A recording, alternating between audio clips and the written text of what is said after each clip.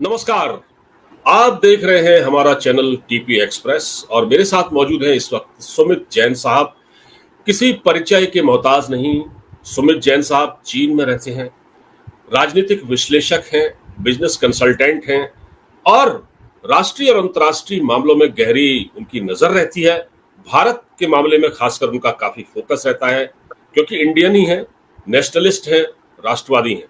सुमित जैन साहब, सबसे पहले आपका बहुत बहुत धन्यवाद हमसे जुड़ने के लिए। चलो जी समित, नमस्कार। जय श्री राम। जय Shri Ram sir. Sumit ji, Rahul Gandhi leader of opposition बन चुके हैं और राहुल गांधी पहली बार लीडर ऑफ अपोजिशन बने और पहली बार उन्होंने पार्लियामेंट में स्पीच दी पहले सेशन में। अब आप ये बताएं कि जिस प्रकार वो स्पीच दे रहे थे, जिस प्रकार उन्होंने गवर्नमेंट को क्रिटिसाइज किया, मतलब एक निजी तौर पर वो जिस प्रकार खुंदस से निकाल रहे थे, प्रधानमंत्री को उन्होंने टारगेट किया, उन्होंने यहां तक कहा कि हिंदू हिंसक है। तो आज मैं नूपुर शर्मा का एक बयान देख रहा था जिनको जिनको थ्रेट मिली और वो सुरक्षा के घेरे में। नूपुर शर्मा ने यूपी के गाजियाबाद में एक स्टेटमेंट दिया है और कहा है कि अगर हिंदू हिंसक होता तो मेरे साथ ये सुरक्षा का घेरा ना होता, मैं इस सुरक्षा घेरे में न रहती।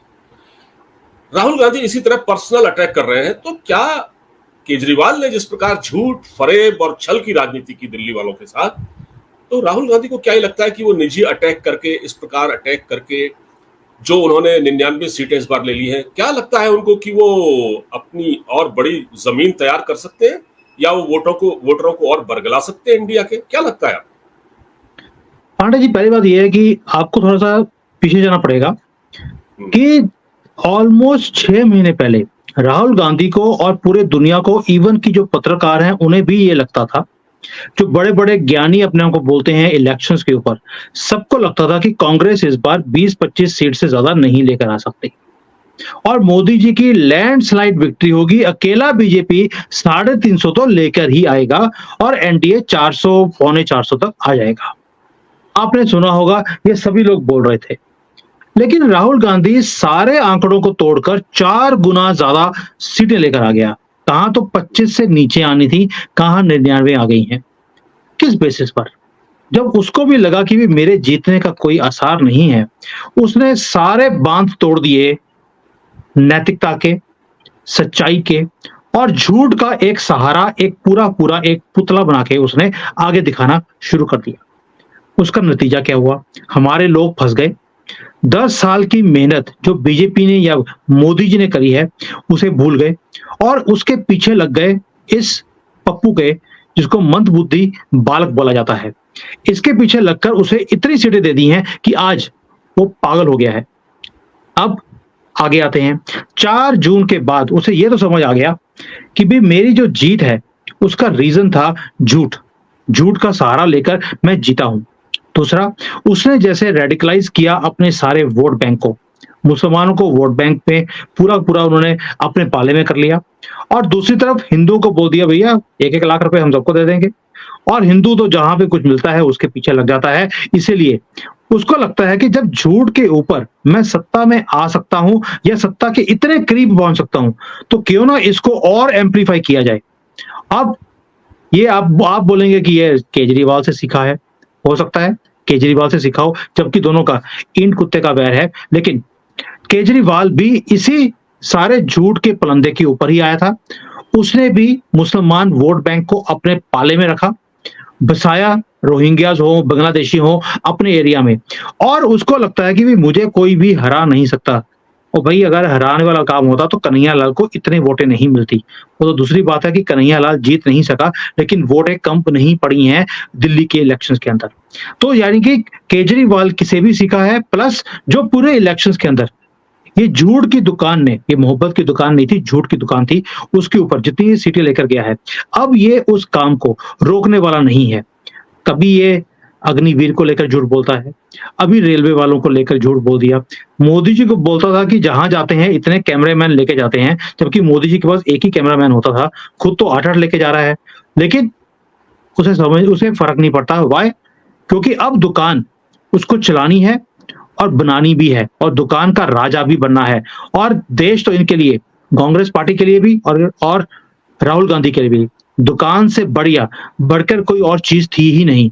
दुकान में पैसे कमाए जाते हैं और इन्होंने लूटे भी और बनाई भी, और इसलिए ये दुकान के राजा बनने के लिए फिराक में लगा हुआ है। और जो गेम ये खेल रहा है, मैं ये नहीं जानता हूं कि केजरीवाल के कहने पे कर रहा है, कि सोरोस के कहने पे कर रहा है, या चाइना के कहने पे कर रहा है, या सबके कहने पे कर रहा है, लेकिन गेम गंदी खेल रहा है और खेलता भी रहेगा। बट दूसरी बात पे आते हैं, मैं इसके एक चीज और ऐड करना चाहता हूं। पांडे जी, मुझे एक चीज बताइए, राजनीति है, राजनीति में कहते हैं सब कुछ जायज है। We say everything is fair in love and war, but I would say everything is fair in politics also. सत्ता को हासिल करने के लिए नशा ही ऐसा है कि आप किसी भी हद तक गिर सकते हैं। हमने पूरी दुनिया में देखा है। What is new in whatever Rahul Gandhi is doing? कुछ भी नया नहीं है। This is by the playbook कि भाई गन डाल दो, दूसरे गवर्नमेंट को चलने नहीं दो, लोगों के दिमाग को भ्रमित कर दो और सत्ता को हासिल कर दो। कांग्रेसियों को तो शुरू से ये नीति रही है, जब जब सत्ता से बाहर निकलने वाले थे, या इमरजेंसी लगा दो या गवर्नमेंट को घेर दो, और सत्ता को छीना है इन्होंने। अब राहुल गांधी भी सत्ता को छीनने के ऊपर आ गया। क्यों? 2 बार इसको लगता था कि भाई 2014 में गलती से प्रधानमंत्री मोदी बन गए हैं, 19 में भी गलती से बन गए, जबकि 19 में लगता था कि मैं सत्ता में दोबारा से वापस आ जाऊंगा, नहीं आए। 24 में भी इसको जब लगा कि मैं वापस नहीं आ सकता, तो गन डालना शुरू कर दिया। अब ये रुकने वाला नहीं है और ये पॉलिटिक्स है। लेकिन क्या बीजेपी इसका आंसर उसी भाषा में दे रही है? आप बोलेंगे भी मोदी जी ने बड़ा अच्छा जवाब दिया पार्लियामेंट के अंदर, लोकसभा हो राज्यसभा हो। पांडे जी, ये कंट्री ऐसी है जहां पर जब मोदी जी ने बोलना शुरू किया, 2.5 घंटे तकरीर करी, वहां पर इसकी बोलती बंद कर दी। अगले दिन राज्यसभा में जब बोलना शुरू किया, पूरे न्यूज चैनल्स ने उनकी स्पीच दिखाई नहीं। वो हाथरस के मामले को कवर करते रहे, मोदी जी की स्पीच नहीं दिखाई। ये हमारे देश का हाल है, ये हमारे देश की सिचुएशन है आज की डेट में। आप लोगों ने शायद वहां पर बैठकर इस चीज को नोटिस भी नहीं किया होगा कि हमारा मीडिया किस तरह से हर चीज को कवर अप करता जा रहा है, और सारी टीआरपी जो पहले मोदी जी लेकर जाते थे, अभी राहुल गांधी को मिलनी शुरू हो गई है। पूरा media, social media Rahul Gandhi की बढ़ाइयां करने में और उसे दोबारा से लॉन्च करने में लग गया है। ऐसा क्या चक्कर है कि 4 जून से पहले सिर्फ मोदी मोदी था और 4 जून के बाद सिर्फ राहुल राहुल ही हो रहा है? क्या वो जीत गया है? नहीं जीता। क्या वो सत्ता में आ गया है? नहीं आया है। आपको सोचना पड़ेगा इस देश के लोगों को कि ऐसा क्या चक्कर है कि सारा मीडिया, इंक्लूडिंग जो अपने आप को राष्ट्रवादी बोलते थे, आज सिर्फ पप्पू की ही भाषा बोल रहे हैं। ये चीज देखने वाली है, समझने वाली है। ये टूल किट कौन दे रहा है, कौन पैसे दे रहा है, मैं इसके ऊपर बोलना नहीं चाहता, आप सब समझते हैं। लेकिन उसी नैरेटिव में फंसते जा रहे हैं जो राहुल गांधी आपको दिखाना चाहता है, या जिनके हाथ इसके पीछे है, जो दिखाना चाहते हैं, जो करना चाहते हैं, उसके पीछे। ऐसे ही है, ये बोल रहा है हर एक महीने, अगले महीने गवर्नमेंट गिर जाएगी। ये कॉन्फिडेंस कहां से आता है? आप सोचिए, देखिए। और लालू यादव ने भी कह दिया है सर, अगस्त तक गवर्नमेंट गिर जाएगी। मैं वही बोल रहा हूं, इन्हीं का पूरा इकोसिस्टम जो है एक ही बात बोल रहा है कि जैसे बिहार के पुल गिर रहे हैं, वैसे ही बोल रहे हैं कि यहाँ पर गवर्नमेंट भी गिरने वाली है। और ये पूरा इकोसिस्टम बार बार दिमाग में डाला जा रहा है, ये तो गई, ये तो गया, ये डंडे पड़ेंगे, मोदी को तो जेल करेंगे, मोदी के सपोर्टर्स को भूखे मारेंगे। ये सारी चीजें क्यों बोली जा रही हैं? क्योंकि पीछे से कोई बुलवा रहा है, और जो जो स्क्रिप्ट बन के आती है, ये बेवकूफ आदमी वही स्क्रिप्ट बोलने लग जाता है। मैं इसको अब दोबारा से बेवकूफ नहीं बोलूंगा, क्योंकि ये षड्यंत्रकारी बन चुका है। और जो पीछे से इतनी, आप देखा होगा कि जब इसने पार्लियामेंट सेशन में आना था, उससे पहले 5 दिन ये दिखा नहीं, 5 दिन रट्टा लगा रहा था कि मुझे पार्लियामेंट में कौन सा गन डालना है। उसके बाद डालने के बाद अब दोबारा से इसे दिखना बंद हो गया, 3-4 दिन गायब रहता है, रट्टा लगाता है, बार बार इसे सिखाया जाता है, ट्यूशन दी जाती है कि तूने कल को जाकर कौन सी टूल किट को तैयार करना है।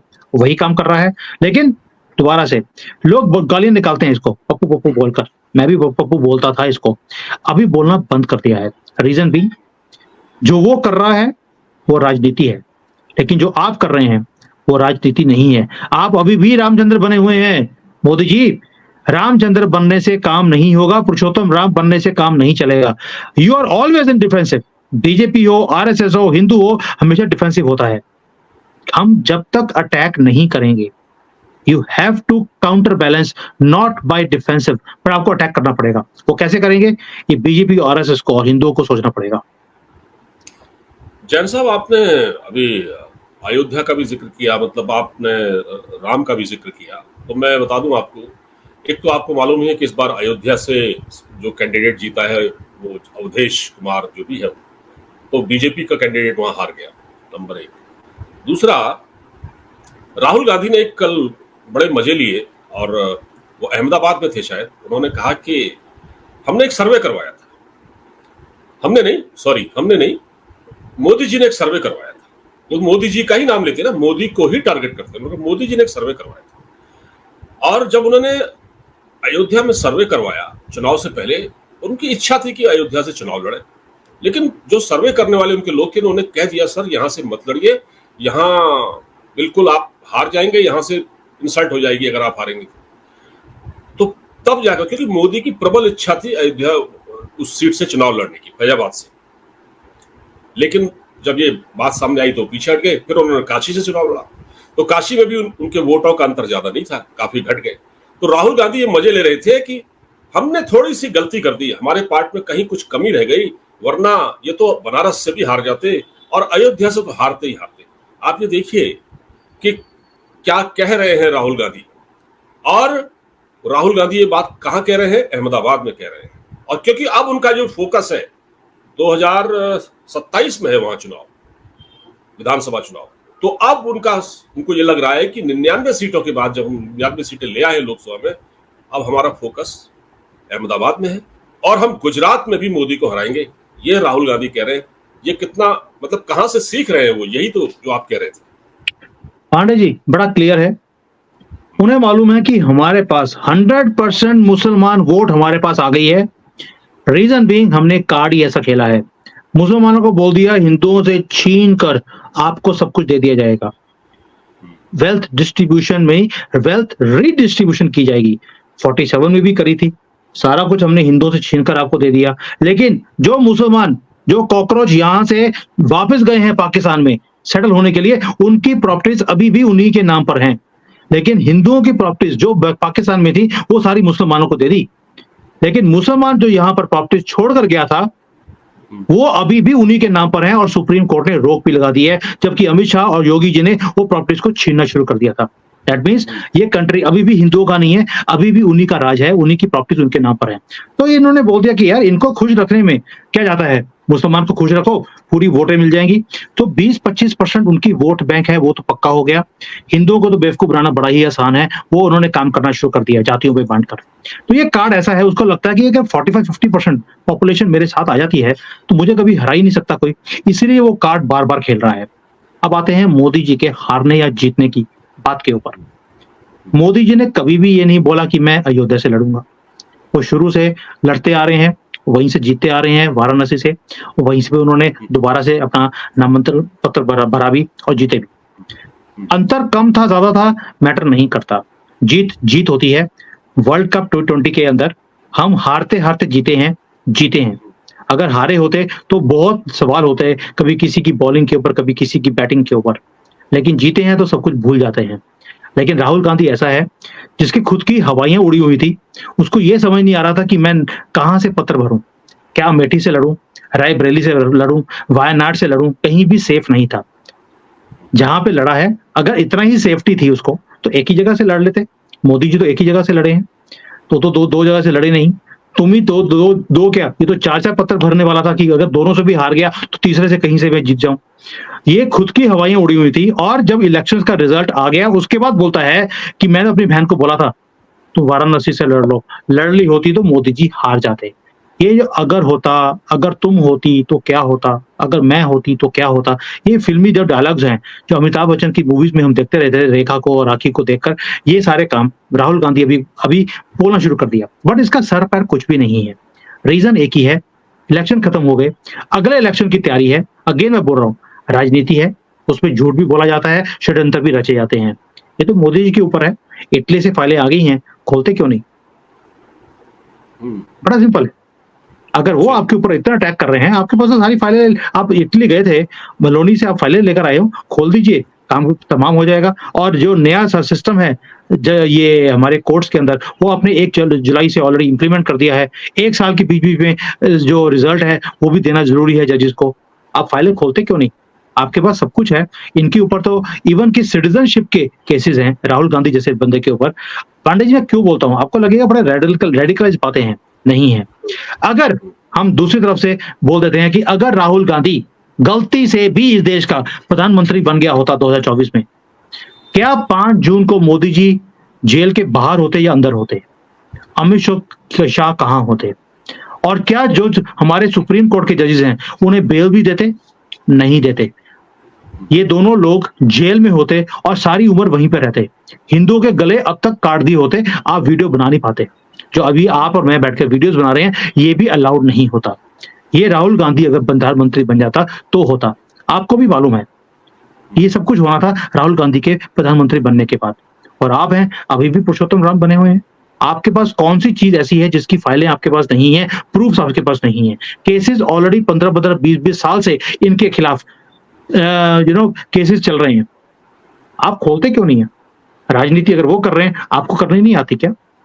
और मोदी जी आपसे ज्यादा स्ट्रांग आदमी मैंने इस देश में नहीं देखा है जो अपनी राजनीतिक फायदों के लिए डिसीजंस नहीं लेते, वो देश के लिए लेते हैं। ऐसे बंदे को जो आग लगाने के ऊपर उतारू है देश के अंदर, आप पकड़ के अंदर कर क्यों नहीं करते? राजनीति है, वो राजनीति खेल रहे हैं, आप भी खेलिए। कौन रोकता है आपको? और हिंदू आपके साथ है।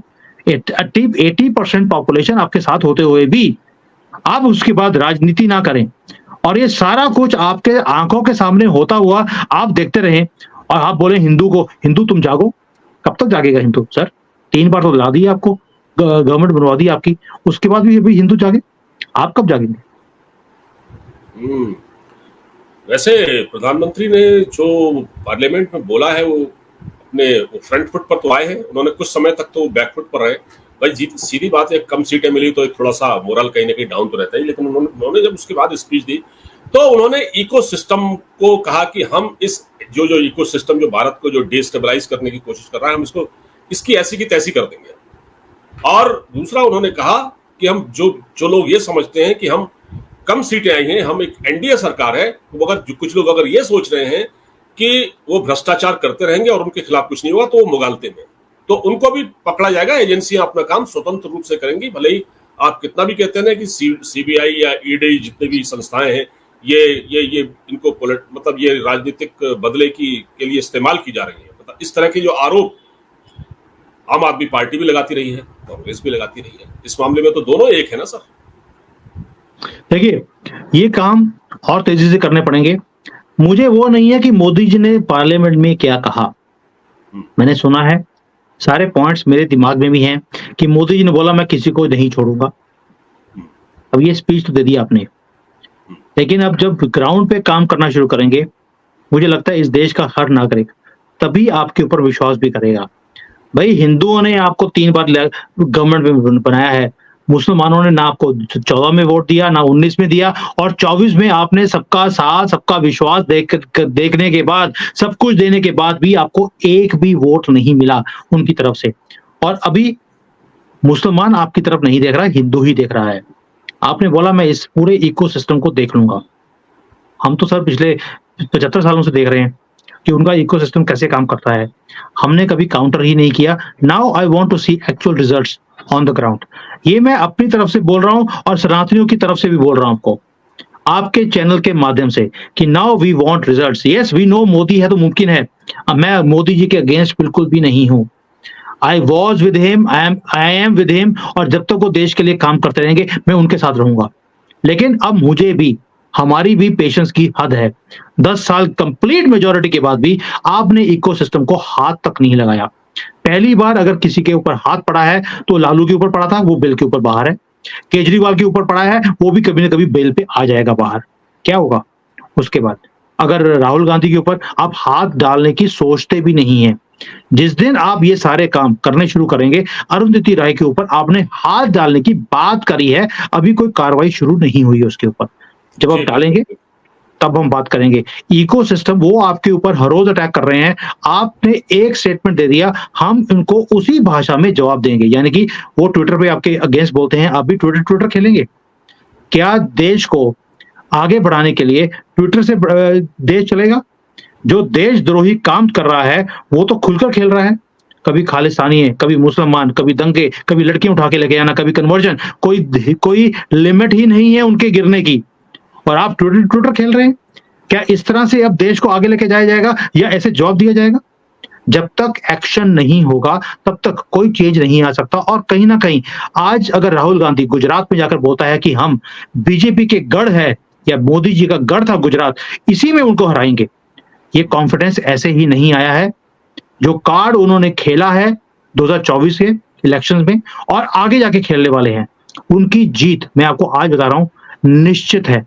अगर कोई एक्शन ना लिया गया बीजेपी की तरफ से या मोदी जी की तरफ से, हम एक्शंस के लिए ही इनको गवर्नमेंट में लेकर आए थे, स्टेटमेंट देने के लिए नहीं। बिल्कुल ठीक कहा आपने। और ये वाकई अब बातों का नहीं, कुछ कर दिखाने का वक्त है, एक्शन की जरूरत है। और ये जरूरी है, वरना तो फिर ये आप देख ही रहे हैं कि किस प्रकार से राहुल गांधी भाषण दे रहे हैं और लगातार अटैक कर रहे हैं। अभी तो उन्होंने ये कहा कि मैं पार्लियामेंट में और भी बहुत सारे मुद्दे उठाऊंगा। जो बाबा का प्रकरण हुआ था, आपने देखा हुआ, हाथरस में वो गए थे वहां, और वहां बोले मैं इस मुद्दे का राजनीतिकरण नहीं करना चाहता, पॉलिटिसाइज नहीं करना चाहता, लेकिन फिर ये कहते हैं कि मैं इसको पार्लियामेंट में भी उठाऊंगा। तो राहुल गांधी कोई मौका नहीं चुकेंगे। अब प्रधानमंत्री मोदी सोचे, मोदी जो सरकार है वो सोचे, वो इनसे किस प्रकार निपटती है। ये अब एक परीक्षा का वक्त है भारत सरकार के नहीं पांडे लिए। जी, वो हाथरस तो पहुंच गए, तमिलनाडु तो गई नहीं। वहां पर जहां पे वो कच्ची शराब पीते हुए लोग मारे गए थे, वहां क्यों नहीं गए? तो क्या बीजेपी ने उसको पॉलिटिसाइज किया? क्या उसे पार्लियामेंट में उठाया? जब आदमी दूसरे वाला आपके साथ ये कुछ कर रहा है, मेरा बार बार यही क्वेश्चन होता है, क्या आपने वेस्ट बंगाल में जो वहां पर लड़कियों के साथ हो रहा है, हिंदुओं के साथ हो रहा है, आपके कार्यकर्ता के साथ हो रहा है, क्या आपने मुद्दा उठाया? क्या केरला में जो लड़की को गाड़ी में से निकालकर गोली मार दी क्योंकि वो बीजेपी की सपोर्टर थी, क्या आपने मुद्दा उठाया? जब वो आपके अगेंस्ट सारे मुद्दे उठाते हैं, आप पार्लियामेंट में आपके पास मेजोरिटी भी है तो भी आप मुद्दे नहीं उठाते, तो क्या हम क्या समझे आपके लिए? जब तक आप स्पीचेस देनी बंद करेंगे, आप जब तक एक्शन नहीं लेंगे, तब तक हिंदू जो जिसको जागने के लिए बोल रहे हैं, उसने आंख हमेशा के लिए बंद कर लेनी है। और यहां पर हिंदू पहुंच चुका है। मैं बार बार बोल रहा हूं, हिंदू की भी पेशेंस है। हमने 1000 साल के बाद हमारी गवर्नमेंट आई है, कुछ उम्मीदें थी, और आज मोदी जी से बार बार एक ही गुजारिश है। मोदी जी, 80% पॉपुलेशन आपके साथ पहले भी थी, अभी भी है। Now is the time to attack, not to be defensive. आप तो डिफेंसिव भी नहीं है आज की डेट में। I don't know what is happen to you. आप इंटरनेशनली तो जाकर अपने देश का नाम ऊंचा करने की बात बोलते हैं, और पूरी दुनिया इकट्ठी है इस वक्त राहुल को प्रधानमंत्री बनाने के लिए। सारे षड्यंत्र रचती जा रही है, और हम अटैक क्या, हम तो काउंटर अटैक भी नहीं कर रहे हैं आज की डेट में। जब तक हम एक्शन नहीं करेंगे, तब तक इस देश का सुधार नहीं हो सकता।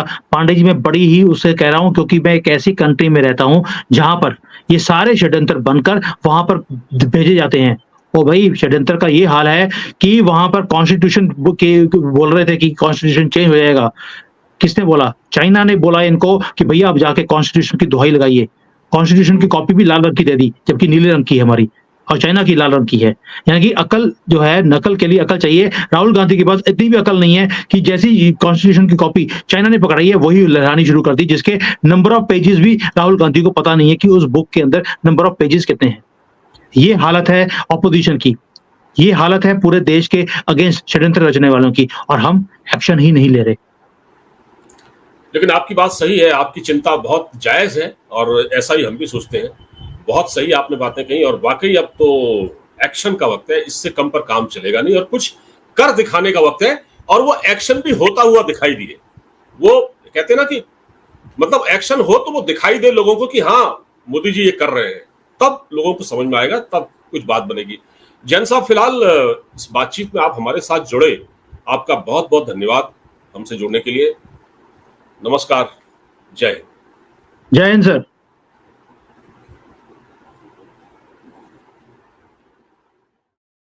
Hi there.